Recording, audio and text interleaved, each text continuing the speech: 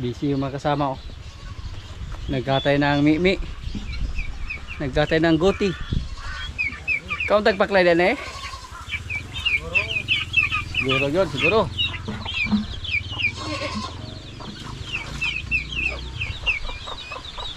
Ikaw ang nagpaklay dong. Hindi sa nagkatay ni Kandisa. Paaray na kagunod. Cover po ba singkor mo ni? Mas sa mata pa ko yung siguro dito niya. Iwat eh.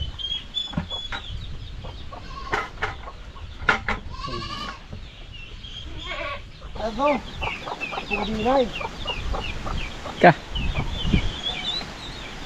Turong na raw. Siguro ginaro daw.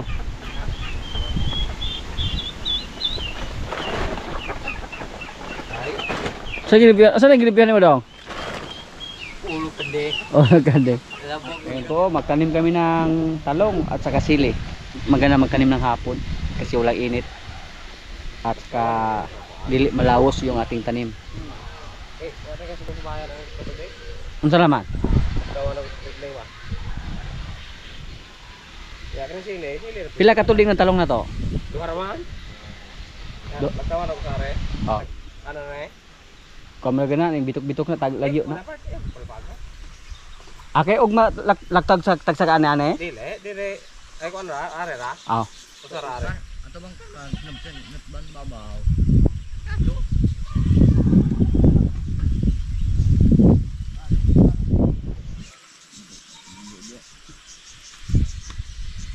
Dam bude unla are ne ay tuy ko. Kamama. Ayo masang. Subo sila tuloy ko. Ikot naman niyo. Para to buang ipot. Kaya tong lian. Kata-kata. Ano? Ay naman to balatong na to diyan eh. Tanong man balatong po.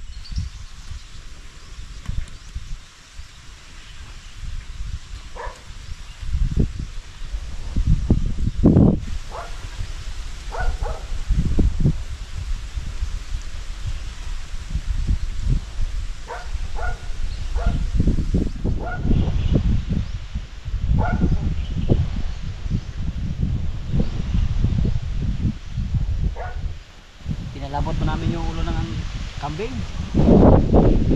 Lahat pa.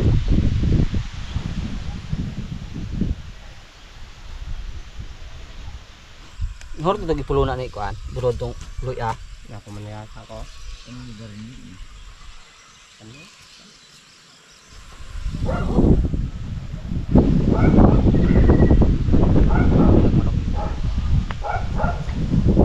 Doon na ito kanina. Tidak po kung naman ako yan. Ang ano ka? Palit. Sunoy. Oh. Hindi mo palit sunoy. Sa dili ba ye? Idakop naman ang ninyo. Ay nakabuhi ra. Ay dakpa ay hawa ninyo. No, to ko. Pares to.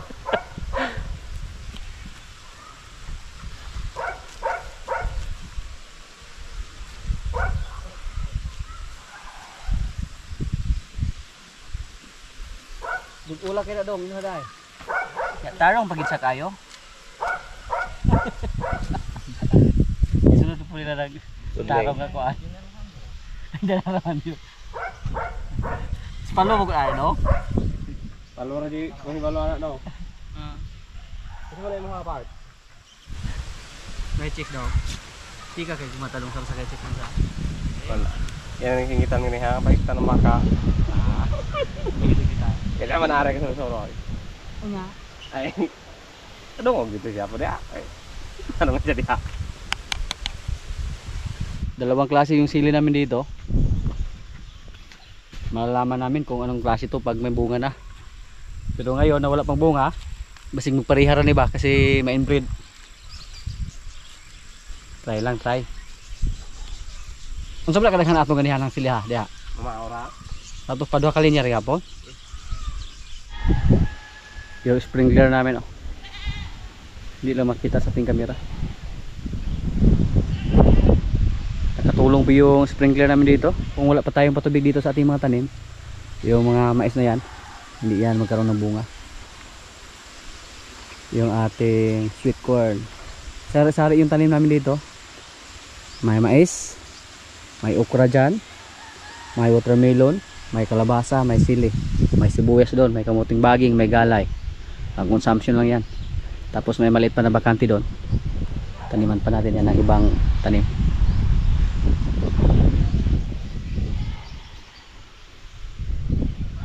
Yung malaki nating tanim yung ating luya.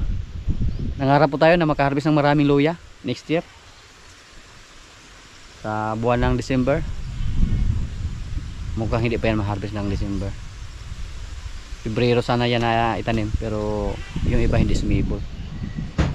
Mga kaprobinsya, kaya na po, luto na yung ulam namin, oh. Yung ulo ng kambing. Yan, may bihon, may kanin. Lord, maraming salamat sa pagkain. So, kain na na.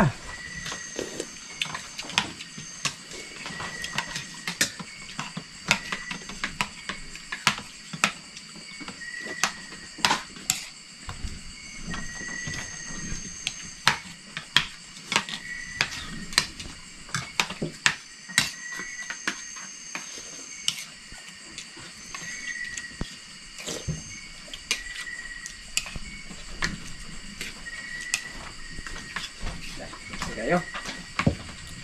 Kain.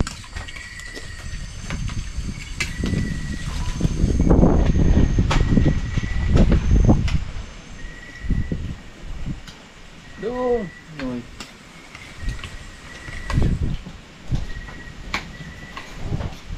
Wala si bro dito ngayon at sinang Dina kasi magpisa si bro bukas. Misa ni Ugma. Katay siguro ng kambing at yung ulo binigay niya sa amin, ulo at saka yung mga binti. Saan binti ito? Dapalapa.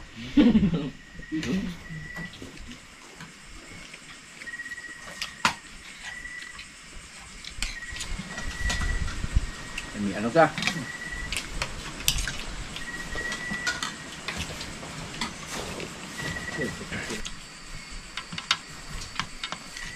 Naluan ng gabi ba?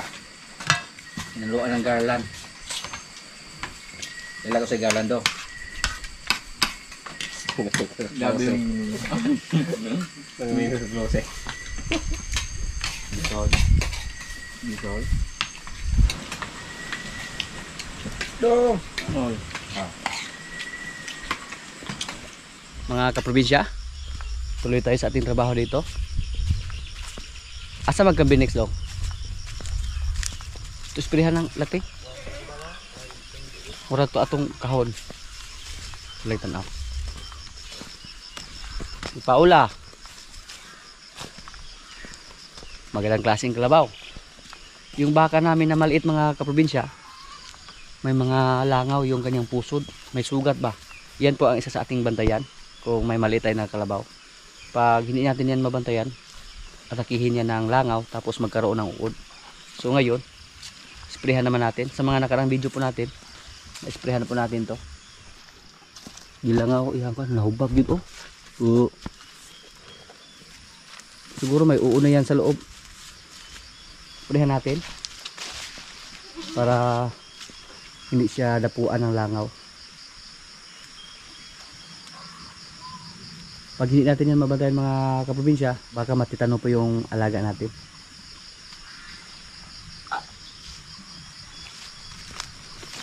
Yan po ang isa sa mga bantayan kung may maliit tayo na baka. Namaga yung pusod niya. Hindi na po siya masyadong may lap, oh. Pero mas okay yung nanay niya. Napakabait ng kanyang nanay. Kung si Basya lang yan, wala na. Disungay na ta. Si Basya or si Batang. Dumidi na siya, oh. Noong una, yung didi niya, napakalaki. Hindi niya naubos yung gatas. Pero ngayon, oh, lumiit yung didi ng kanyang nanay. Dahil malakas na siyang lumidi. Balak ko sana nakunan siya ng gatas.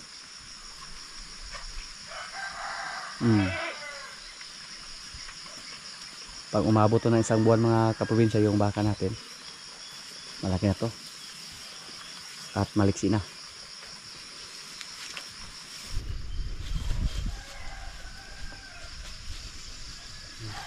Ayaw pahuli yung kanyang anak, oh. Namaga yung kan, oh, puso. Sakmala natin, eh. Liom. Hello. Nakakatakop. Bigo kayo mo. Tila, sakmala natin.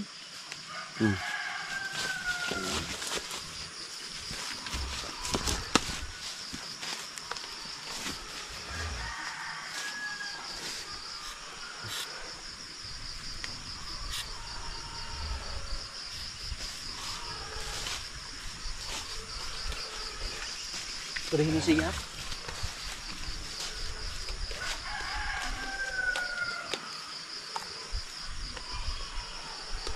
Wala ito yung ulo dyan.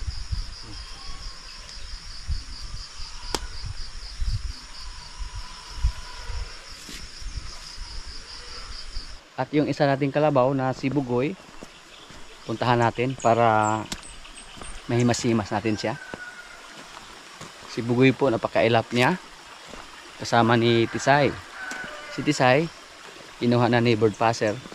Kasi siya po yung nag-alaga kay Tisay. At yung kanyang kalabaw, yun po ang naibinta natin. At andito lang si Bugoy, oh. Lapitan natin. Nung una hindi ito magpalapit.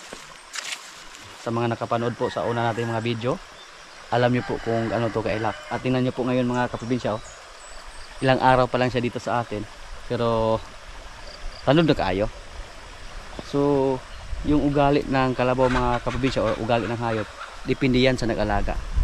Kung magaling ka mag-alaga, palagi nyo siyang himas-himasin, lapitan, para hindi mailap. Tapos, mapaamo nyo siya. Katulad ni Bugoy, oh. Oh, tinan nyo po, oh. Oh, siya mismo yung lumapit sa atin, oh. Pero dati, hindi ito nagpahimas, hindi ito nagpalapit sa nag-alaga sa kanya. Pag may mga mailap tayo na alaga, ulang nga yan sa kuan, lambing. Yan. Mga ilang araw pa lang siya dito sa atin. Pero, oh. Lalo na pag dalawa ra yung ilagaan natin or tatlo, napakadali lang yan mapaamo. Kasi malapitan natin sila araw-araw. Pero dito sa amin, hindi po kami makasiguro na mapaamo natin silang lahat kasi marami po sila. Lalo na yung mga baka na nakalagay lang palagi sa kulungan. Hindi katulad ng kalabaw na araw-araw, minsan pinahila namin sila ng karusa. So, araw-araw namin sila nakasama. So, ito si Bugoy, hindi pa namin to naturuan na maghila ng karusa. Pero sa sunod na araw, turuan na namin to kasi wala siya, hindi na siya mailap.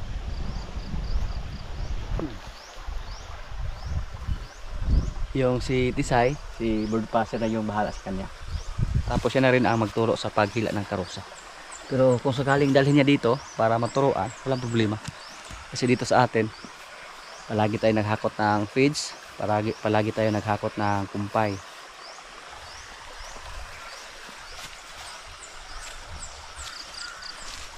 Goy, oh. Tingnan niyo po mga kaprobinsya, oh. Yan. May mga garapata siya. Yan. Yan ang maganda basta hindi mailap yung alaga natin. Hindi tayo mahirapan na magtanggal ng mga garapata. Kahit isa-isa pa natin kunin yung mga garapata. Pero ang maganda dito, isprehan to mga kaprobinsya. Kasi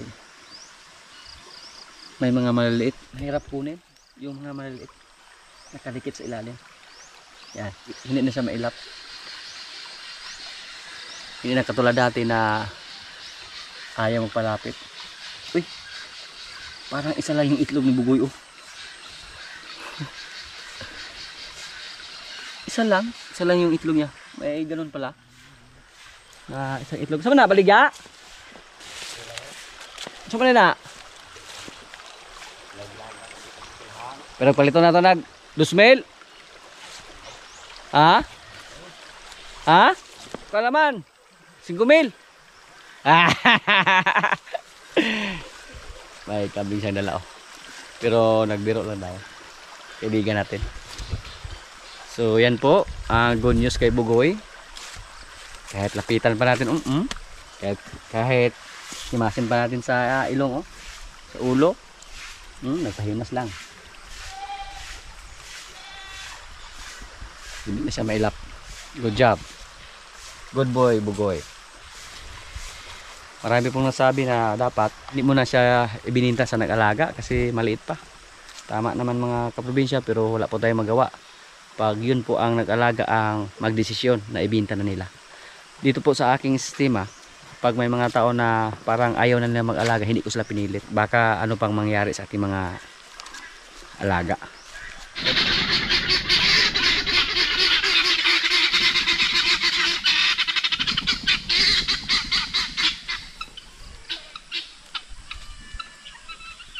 Napag-aaga pa lang yung mga bingala natin, nagsulbud na, naghanap na ng pagkain. Meron pa dito, kaya hindi pa natin alam kung saan sila nag-itlog ngayon. Baka lumipat sila ng pwesto. Itong si Jen mga kaprobinsya, ito yung inaabangan namin na mga anak. Nagpatrilig siya ng gusto. Gusto ko sanang tingnan yung didi niya, pero mukhang galit siya pag hinasi-masi natin yung didi niya.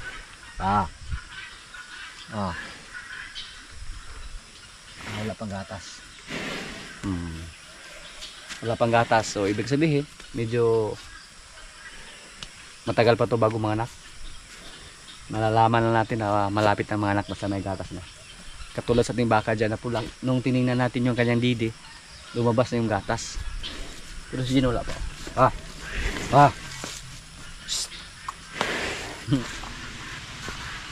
Jen, good luck. Pero malapit na to kasi umayat na daw yung andito. Tapos yung didi niya klarong klaro na may gatas. Yan po mga kaprobinsya oh, umulan na naman. So sinuwerte tayo sa ating mga tinanim. Pagkatapos natin magtanim, umulan ng mahina. Napakaganda to sa mga bagong tanim natin na talong at saka sili. Pang consumption lang yung tinanim namin.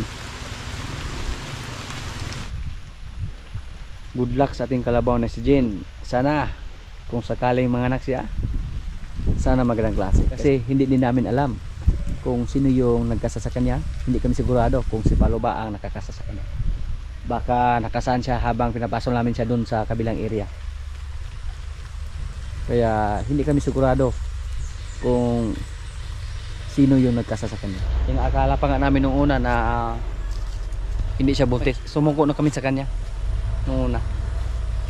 Pero habang tumatagal, lumaki yung tiyan niya. Kaya patuloy tayo sa pag-abang sa kanya.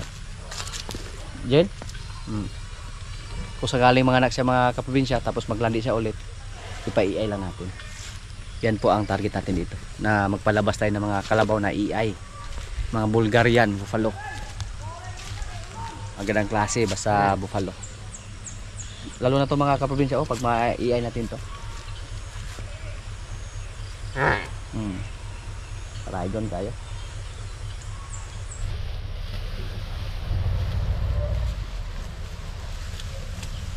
Sa ngayon po may 7 tayong kalabaw, 4 na lalaki at 3 babae.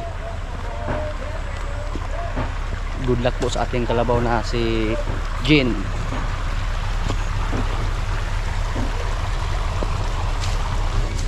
Woo! Yung baka namin na si Batang, andun lang nilagay. Pinastol lang sa mga tabi-tabi. Nakastahan na rin siya. Si Bitas din yung nagkasta sa kanya.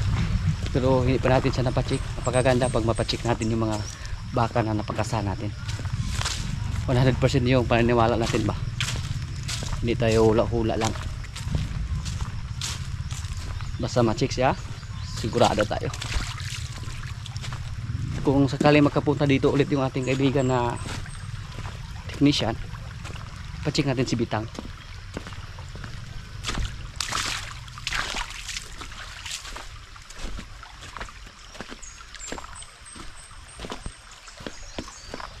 Wala ngayon si Brod at si Nanggay na at si Jumbo. Kaya kami lang dito yung natira sa kubo. Alam, Bod?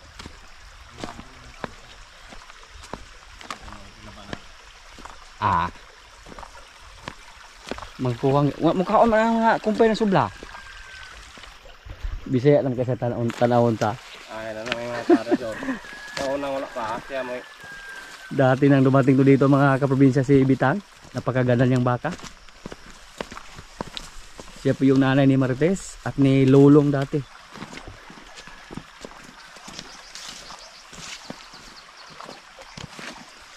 Palagi po natin tinicheck si Bitang.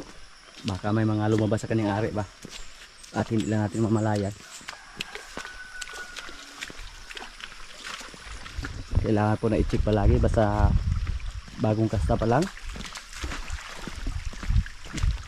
May mga baka na mga silent hitter.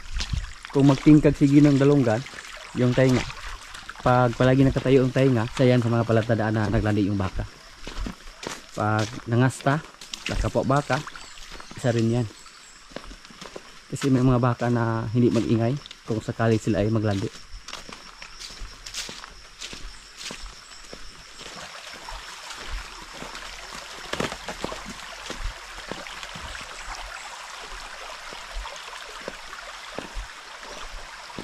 Sa ngayon po mga napier po yung binigay sa ating mga alagang kalabaw dito. Si Bugoy, si Paloma at si Jean. Puntahan natin yung ating mga tanim na napier doon na inisprehan namin yung mga damo na hagunoy. Kung maganda ba yung resulta. Pero yung lupa na yan mga kaprobinsya, medyo hindi po maganda yung lupa. Dati po nung andito pa kami, nag-upa na kami dyan. Tinaniman namin yung tubo. Tapos bago tayo nakaupa dyan, marami ng mga taga rito na umupa dyan. Tinaniman nila ng tubo pero mukhang sumuko dahil sa pangit ng lupa. At tayo naman sinubukan na natin na napier yung tinanim natin. Pero isang bisis lang tayo nakatanim ng napier dyan na napakaganda yung resulta. Yung pangalawang harvest, pangatlong harvest, wala na. Hindi na maganda yung resulta. Hanggang tumubo na yung mga maraming damo.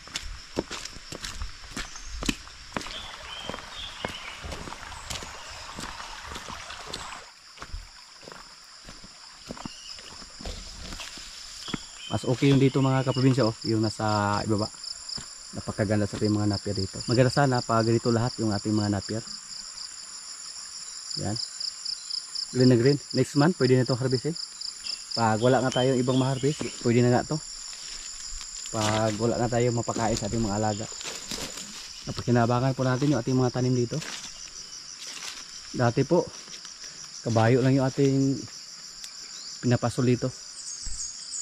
Si Maximo. Nung wala na tayong kabayo, nilagyan natin ng bako dyan para hindi pasulan ng iba. Pero may mga pumasok pa rin. So ang ginawa natin, tinaniman na lang ng napier. At ito na po yung resulta sa ating mga tanim. Yung napier maganda sa harvestin pag nasa insaktong edad. Tapos yung mga ganitong klase napier na pakchong, malambot po yung katawan nila. Basta mga baka na medyo nasa isaktong edad na, kayang-kaya nilang nguyain, kayang-kaya nilang kainin. Yan, napakaganda. Pero mukhang opposite po yung andon. Kung gano'ng kaganda dito yung ating mga napier, ganoon din kapangit yung mga napier natin doon sa ibabaw, sa itaas.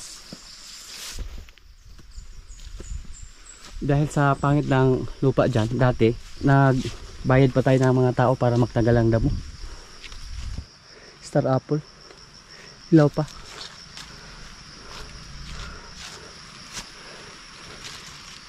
Wala pang hinog.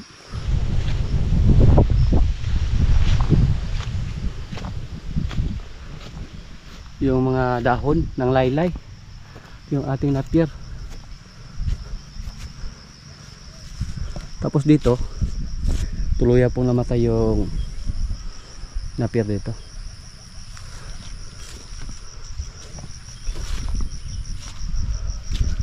Noong una napag-isipan ko mga kaprobinsya na ibakante natin yung area na to. Hindi lang taniman ng napier para gawin lang pasulan ng ating mga alaga. Pero pag walang tanim, hindi lang yung alaga natin ang mapasol dito, kasi may mga taga rito din na pag makita nila na may mga damo, ipasol din nila yung mga alaga nila. Yan po yung resulta sa ating mga napier, mga kaprobinsya. Napakapangit. Mga ilang buwan na yan, salot kayo sila. Tapos naglagay pa tayo ng pataba dyan.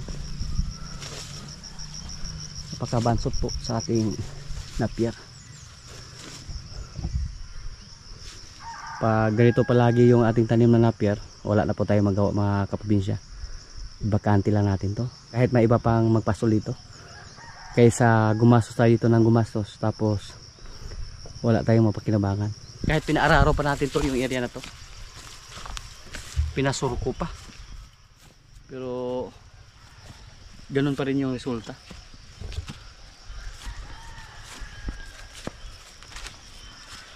Namatay nga yung ibang hagunoy na damo, pero yung napier natin ganun pa rin, hindi tumubo ng gusto.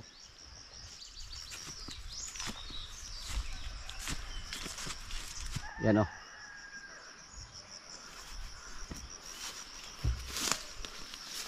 So yan po ang resulta sa ating mga tanim na napier dito, na inisprehan yung mga damo.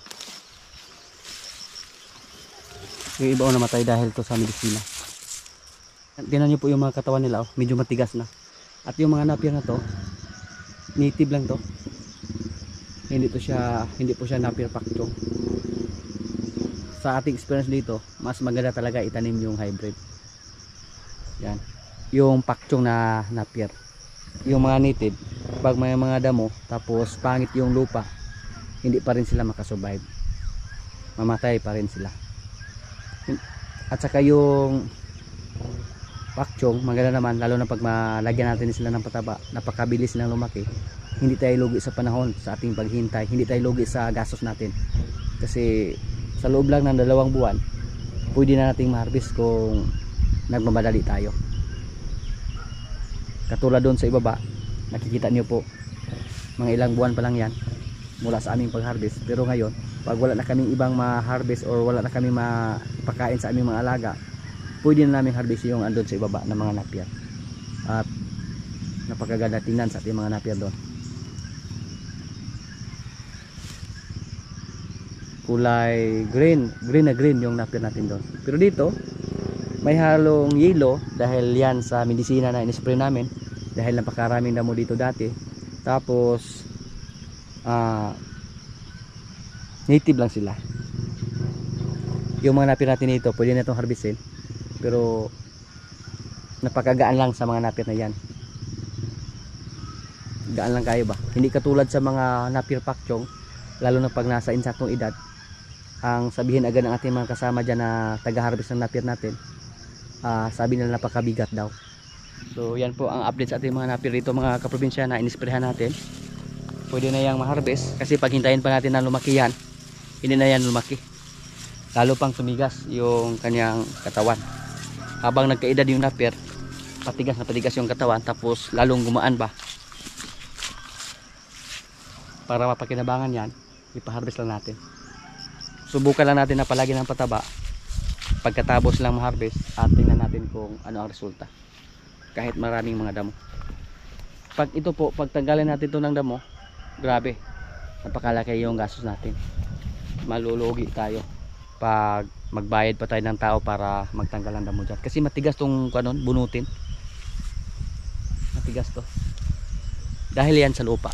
Ang kagadahan sa magandang lupa, kahit maraming damo, yung napier tumubo pa rin. Hindi katulad dito, pag maraming damo, yung napier wala na. Katulad nito, tingnan nyo po mga kaprobinsya,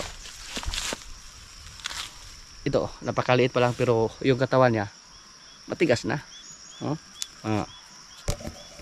So wala, sa tubo pa itong murabag ni sagaw. Sagaw po ang tawag sa amin, yung tubo na napakatigas na at maliit, di na tamis. Yan lang muna mga kaganapan dito sa amin mga kaprobinsya, at maraming salamat po sa palagi niyong pagsubaybay sa aming mga video. Maraming salamat din sa ating mga silent viewers, sa mga kaibigan natin na nasa bansa na palagi nanonood, sa mga sulit kaprobinsya dyan, sa mga palagi nag-comment, sa mga likers, sa lahat na nanonood ngayon. Maraming salamat po. Shout out muna sa ating mga kaibigan dyan. Shout out Ilipasia Vlogs. Happy birthday kay Jiro Manalo. Birthday niya March 25. Greetings from Mac Barbadillo. Shoutout kay Rosel Cuarto from Rome, Italy. Shoutout kay G. Pahuta from Talumo, Baliti, Davao City. Shoutout kay Leify Sison from Montalban, Rizal. At sa mga hindi ko po na shoutout na lang po sa inyong lahat at maraming salamat po.